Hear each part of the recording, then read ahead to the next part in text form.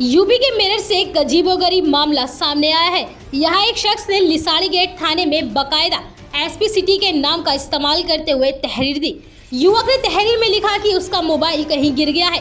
Police ने युवक से जब आधार कार्ड मांगा तो उसने पर्स घर भूल जाने की बात कही और बहाना बनाकर युवक थाने से निकल गया। ड्यूटी पर तैनात हेड कांस्टेबल ने शिकायत में दर्ज मोबाइल नंबर पर कॉल किया तो कॉल रिसीव की गई। हेड कांस्टेबल ने पूछा कि क्या आप विनीत बोल रहे हैं। दूसरी ओर से एसपी सिटी विनीत भटनागर ने हाँ में जवाब दिया। इसके बाद हेड कांस्टेबल ने पूछा कि क्या आपका मोबाइल गुम हुआ है, तो एसपी सिटी ने कहा कि मोबाइल तो उन्हीं के पास है।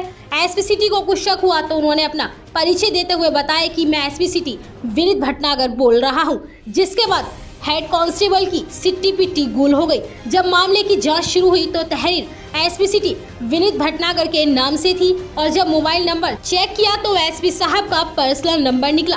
तहरीर पर मोहर भी लग चुकी थी, जिसके बाद थाने में हड़कंप मच गया और यह मामला एसएसपी तक पहुंच गया।